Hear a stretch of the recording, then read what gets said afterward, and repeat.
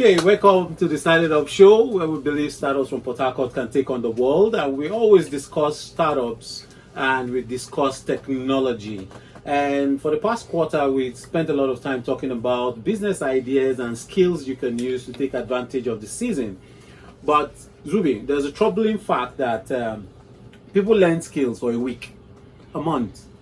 Sometimes they even attend a seminar for a day or two and become emergency CEOs. Immediately after learning, they want to start a business without even understanding other aspects of that thing they've learned.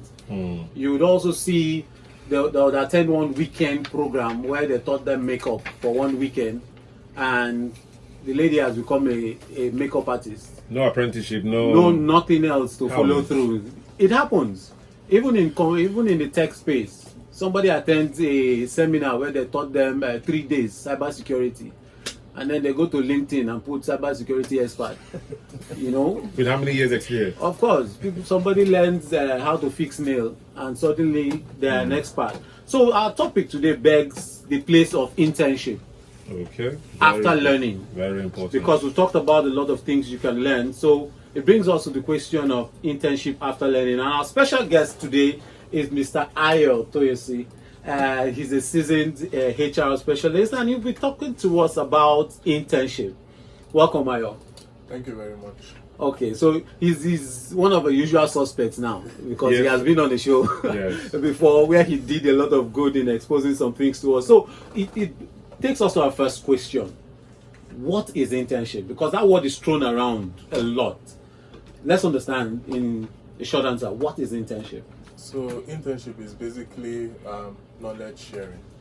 Knowledge sharing? Yes, like bringing someone who doesn't really know anything about a particular field and transferring the value called knowledge to them, which would help them progress in their career. Can I do internship on YouTube? Well, these days anything is possible. This is knowledge sharing. I can do that, but internship is mainly to share knowledge from people in that industry. Subject matter experts. Okay, from subject matter experts. From subject matter experts to individuals who would like to pursue a career in a particular field. So this is just like a very simple explanation to what internship basically is for. So why do people need internship? Because I've spent 4 years going through school and I've heard it all, and I've passed all my papers. Why do I still need internship? Well, like we have a lot of young people here in the studio, and we all know today it's very difficult to get jobs. And internship is one of those ways where you could get into a company. Maybe you might become an admin assistant. You would get the knowledge that requires you to perform on the job. When your internship is done, it would help you boost yourself when you are applying for vacancies. Because when you are called for interviews, that knowledge will speak for itself, that you actually went through a process and knowledge was transferred to you. So that would sell you above your peers for that particular role. Okay. So internship is one of the ways to sneak into a job. No, let's call it for what it is. That's what you just explained. Yes, it's one of the ways to sneak into a job. So but you won't sneak in, that's the thing. No, it's still sneaking in. If I want to work in Shell and they're not doing any announcements for job openings, I could just go through an internship position, gain the experience while on the job, and show confidence for me to fit into a particular role. Yeah, that would work. That would work, right? Because most companies still want value. Exactly. So once you come in as an intern and you've shown confidence, you've shown that you can keep to time and you can do X, Y, Z, the company has more confidence to engage you, right? During after your internship is over. So how does this internship now help the business? Because our conversation so far is talking about it helping the individual to gain experience, gain confidence. How does it help the business itself? Okay, so speaking from a business point of view, I would say the number one thing is cost. Cost? Yes. Okay. Having interns, maybe 10% of your entire headcount, would help you reduce costs, because instead of you hiring 10% of your headcount as maybe contractors or full-time employees, you save a lot of money by having interns.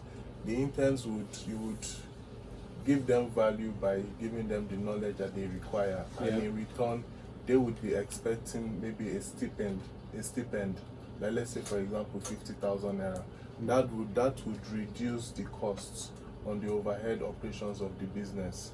Okay. So from the business point of view, your question is just basically on costs. On cost. Yes. It Okay, helps but reduce don't costs. you think that cost conversation is relative, because these people are not experienced also, and they could cause damage? So basically interns in an organization are not exposed to make or to take major decisions. Okay, they They are are always not under given supervision. they are not given major responsibilities to undertake. Okay. So there is little damage that they can cause. There Okay. is little exposure having interns. So that is why an intern would always have first, second, and third level supervisors. And Okay. whatever they do, those three supervisors in a typical organization would be aware. And Okay. that exposure to the company and to the intern itself is minimal. Okay, understanding all this now, as to the value internship brings on the table, it sounds exciting, but we don't have a lot of companies announcing for interns. Why do you think that's the case? So basically, I think first of all is the exposure of the owners of the business not realizing that there is value to In be internship, gained okay. in having people intern with your company. Okay. First of all, one of the values that having interns in your company gives is that it gives your company what they call employer branding. It makes your Okay. company sellable, because when students or maybe graduates come in to do intern with your company, they go out and tell their peers, oh, go to this company, they have fantastic values, their pay is great, the work Okay. environment is great. Okay. It helps you sell your company. And at the same time, it also helps you impact on people that would want to pursue their career, maybe XYZ field. So that's the value there. Oh, that's interesting, and I can see that the interns will become ambassadors of Exactly. what your company stands for. So you need to treat them well. Yeah, assuming you treat them well. Assuming you treat them, no, you have to now. You have to, and that knowledge, they would always fall back to your company as one of the places they started off from, or where they learned most of the things they know from. Exactly. That's a good one. Okay, so if companies now start advertising for internship and says, oh, we'd like to take interns, we understand the value now. Let's say somebody is listening to the radio show right now and is saying, this is good, I think I would like to take one intern or two. What should they consider before taking in interns? So the first one would be to make sure they have a conducive work environment. You just don't want to have interns and not have the right tools for them to use to work, the environment for them to work, and also their welfare. And when you want to attract, because now we live in a world of Gen Zs, and I think one of the major problems is that most businesses do not understand how Gen Zs think. So when they are trying to attract interns, maybe students, they usually have a lot of challenges coping or managing them, because their own generation is quite different from the way Gen Zs think. Gen Zs put emphasis on values. If your values in the company aligns with their own, you will definitely attract them. If your values do not align with theirs, you would always have friction in the company. So what do Gen Zs want to see? Gen Zs are millennials basically, because obviously, forgive me to ask, what's your own generation? The one before 2 generations before them. Okay, so millennials and Gen Zs typically want to see that they have very conducive environment and a good work-life balance, a good pay. Everybody knows internship is not going to be well paid, but at least it should cover their basic needs. And one of the ways you can attract them is through social media. I think in the previous show we spoke about attracting them through LinkedIn, Instagram, TikTok, and all. Those are the places you would easily get them. Then you could also partner with schools. So companies like Shell, Total do partner with schools. Okay, and as a pipeline to get as a in. pipeline. So they have career fairs, and they also use the opportunity to create a tunnel a talent tunnel whereby they keep on having interns pass through their system. Yeah. Okay, that's quite interesting. But now let's bring it down to an SME, like a startup, a small business that wants an intern to come learn. Let's say a professional architect is starting up his business and he wants an intern. How do you think he should go about it? Or let's say a chef is starting out a small kitchen and she wants an intern. How do you think she should go about it? It's good you mentioned SME, because when you are starting out a business, obviously you have cash to deal with. Yep. You don't have a lot of money to throw around. Exactly. So and a lot of conducive environment. So Oh yeah.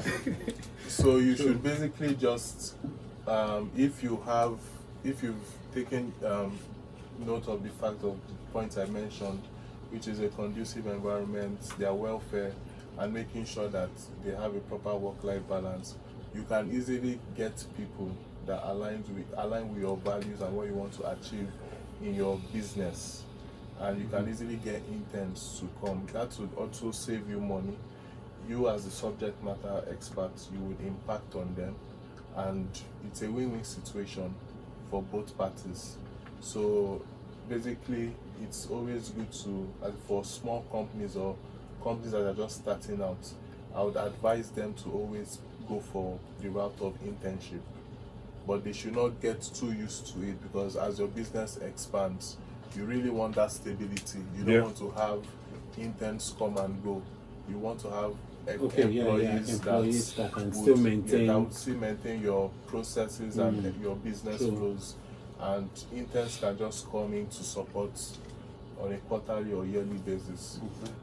Okay, so seeing the value of internship, somebody may want to intern, but there's this type of people that will walk into the office to ask for a job and put in a long CV, right? They don't really know what they are doing. They have just attended the course for 1 week. They walk in confidently to your office and then tell you, I'm a fast learner. I learn on the job. You know them. I learn on the job. I'm a fast learner. I can work on that pressure. Right? Pressure cooker. Do you think those people should be thinking of internship now rather than walking into people's offices and tell them that they are fast learners? Well, because they exist. They are everywhere. So the aim and their motive for maybe approaching a business to get employment, even if they know they cannot do what they say on their CV, I really can't say. Everybody's. No, in some cases, it's because they believe that if they go for an internship role, they'll be paid too low. So let them go for the employment role, and then start advertising confidence.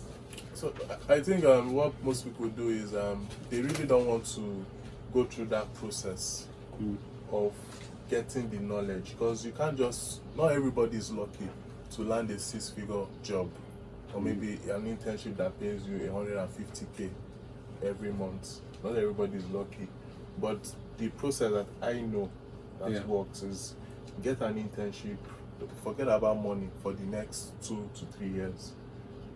Get the knowledge that you need, improve on yourself, be hungry to learn, and from there, when your internship is done, you would see that impact showing forth. Whenever you go for job interviews, you would be so confident in yourself, you know exactly what you're talking about.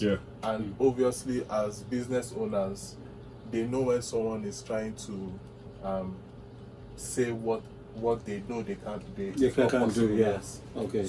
So let's say for example you are applying for an admin role and you've gone through that process of interning for maybe 1 or 2, 3 different companies. You have the knowledge and you meet with the head of admin. When you are being confident and you are telling him or her exactly what the role is about, they can see it, because that is their field. They are the subject matter experts. True. And that is the only way you can easily land a job.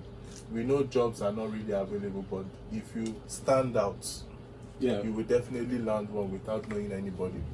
Yeah, I think I can speak for that. I can speak for that confidence from even Olotu Square, because some of the designers and hackers have learned through YouTube or learned through one other means, and then when they ask for internship, you start seeing them making mistakes, but also dedicated to getting it done.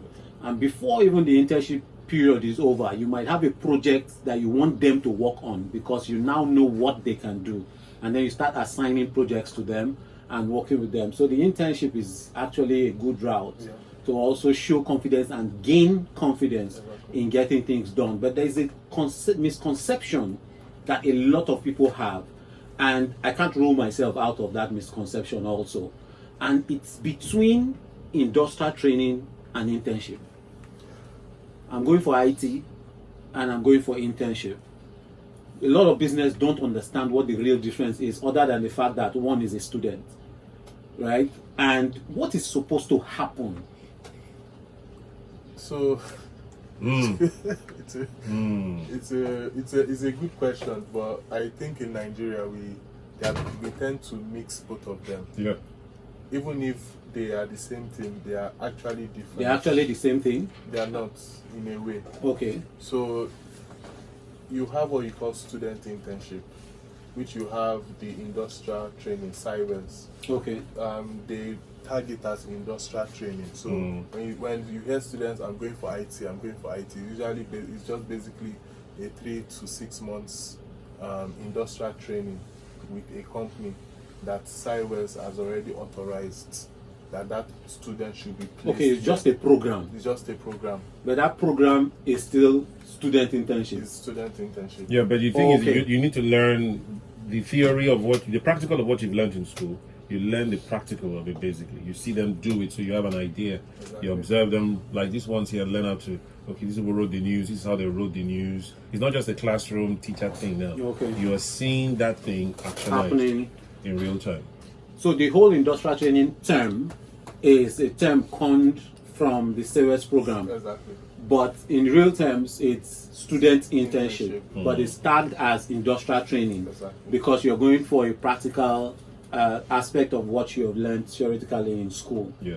So apart from that, you have graduate internship. So this is where post NYSC, you want to get maybe a year or 2 years internship role to help you sell yourself in the job market. Yeah. So those are the two categories: student internship, graduate internship. Okay. So these are areas we need to actually look into and not mix them both. Yeah, there's a challenge about that, but I don't think we are going to go into that challenge because a lot of people that come out from school going for industrial training go there blank. Most definitely. Yeah, they go there blank, not even understanding what is going on in the industry, because there's a big gap between what is happening in the classroom and what is happening in the industry. And when they go learn something else and go back to school, there's no way to apply it or even show. So even if the courses they're doing. Yeah. So there's a big gap there, but it's not a conversation for today's show. So just highlight 2 things that you think are challenges with internship as a roundup. So one of the main challenges is getting the right candidates. Okay. Because as you mentioned, you might get people that are just blank coming into the organization to intern, and that is a challenge because you really, instead of you taking little time to impact knowledge on them, you need to go through the long Take more time now. More time. Okay. The other one is lack of information. So most students don't know that there are internship opportunities. So you get a lot of them pass through school without having these opportunities for themselves. So that those are just the 2 challenges. Okay. Thank you for coming on the show, Mr. Ayo. Thank you for having us. If you've been listening to the STARTITUP show on Radio 93.7, and we have this STARTITUP show every Tuesday, 9:30 prompt, where we discuss startups and technology. And we have Zubi with us here. Zubi, thank you for having us. Thank you. And see you next Tuesday on the STARTITUP show. All right.